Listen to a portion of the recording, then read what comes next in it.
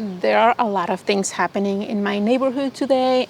Construction next door, people are mowing their grasses. I love these sounds about this time in the spring because it just means that people are outside, they're working at their gardens.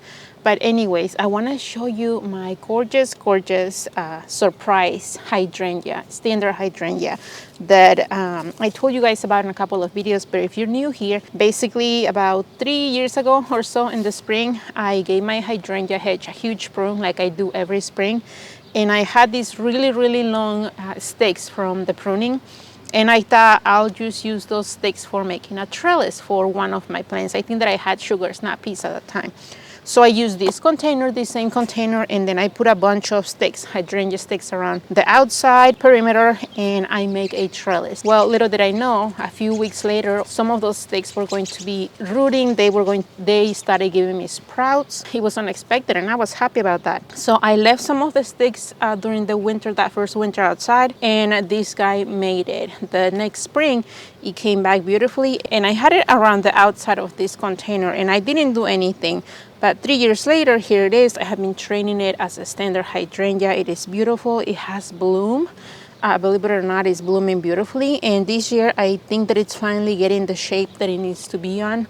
Every single one of these sprouts will be a flower at the end. So excited to show you that as well. But also, last year in the spring, I took more of those sticks that I took from pruning my hydrangea hedge, and I put them in a couple of containers. Some of them make it, some of them didn't. They went through the winter, through the harsh temperatures that we had this winter, and a couple of them came back, and I am going to show you how they look like now. This right here is the one container that I left outside during this winter. I had a bunch of these sticks in there. And last year, when I started to root these guys, about half of them were making it. They show a lot of growth. But after they went through the winter, only 2 of these branches actually are showing signs that they are alive. So I don't really want to leave just two sticks in this container. My idea was to just have like one huge multi-branch hydrangea, but since only 2 of them made it, what I'm going to do is I am just going to divide. Basically, this will be like having a huge seedling. I am just going to divide the 2 that made it, and I am going to train them as standard hydrangeas. And I'm going to show you that here in a bit because I have to take this out of the container. I have to separate the roots because I'm sure there's tons of rooms that are happening. I'm going to show you how to do that, but first I want to set up my fountain, and I also gotta paint my garage door, which finally decided on the color that I want to go with. I can actually use this for some sort of trellis now that I know that they're not alive anymore.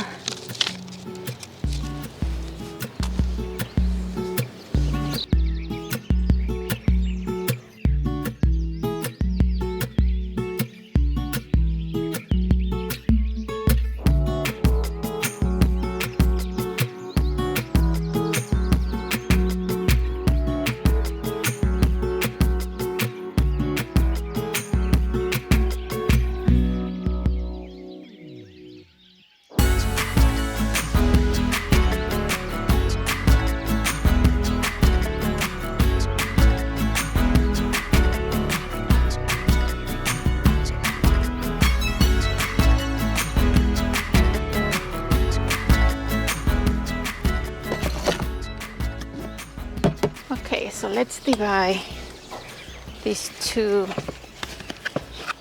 cuttings, basically 2 cuttings that I took from my hydrangeas. Don't know how much roots.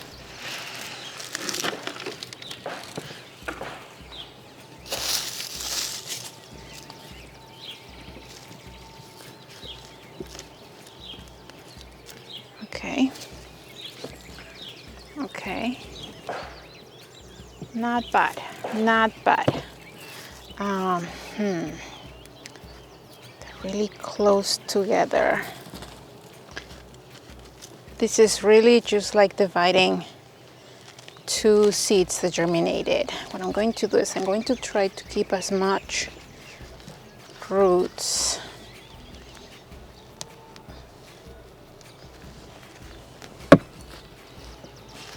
as possible. Yeah. What I'm trying to do here, I'm just trying to work with the roots, trying to loosen them up so that I can separate them easily.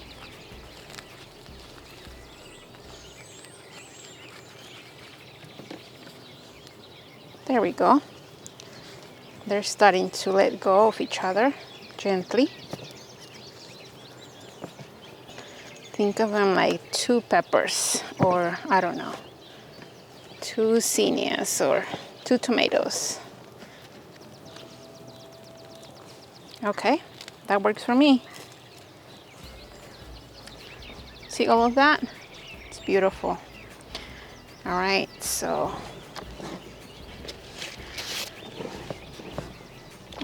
I'm actually going to be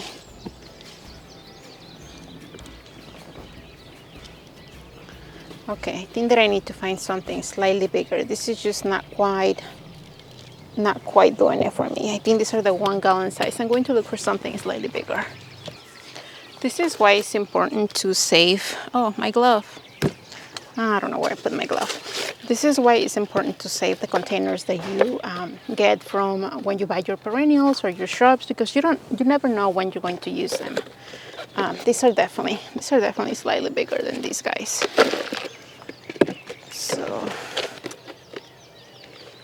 there we go. This is way better. And I am just going to arrange this guy here in the middle. And I know that these, I'm going to just shake this very well so that every single spot under the roots is covered with soil. I don't want any air pockets. And I'm going to shake this as I hold this cutting in the middle, because I don't want it to get on the sides. And I'm not pressing too hard on it.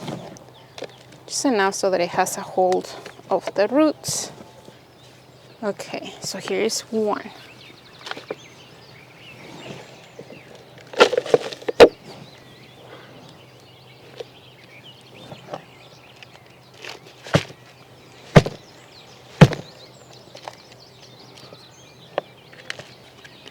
And here they are. Okay, so now that I basically have the cuttings, the branches that sprouted where I want them to be, I am going to start training them. This guy is going to be looking weird for a bit. That's fine. I know that there is nothing coming here. It's actually crispy, the top part, but it's okay. I am just going to allow these 3 pieces, these 3 branches, to do their thing, just like this. And like I said, it's going to look weird. The other one that I showed you earlier, the original one, looked a little bit weird at the beginning, but it's okay. I just want to start with the base, and I'm not too worried this year about getting any blooms. This one is actually quite perfect. See here, I'm cleaning the main branch, and I am going to cut this right here, because I know that it's not alive. But these 3, these are perfect actually. This branch is perfect. This branch is perfect for what I want to do. And what is going to happen the following years is that this branch right here, that it has 3 branches coming out of it, what's going to happen is the next year I'm going to leave maybe a couple of branches on each individual branch, and that's going to make it more bushy. And if any of the bottom ones, any of the joints here want to sprout, I'll just remove those, and it will be really easy. But there you go. What I'm going to do is that I'm just going to give them plenty of water, and there you go. Just like dividing seedlings, you guys. I really gotta find my other glove, because this is how I I lose, this is how I lose right side gloves. I have a bunch of left ones, but then I don't know about my right ones.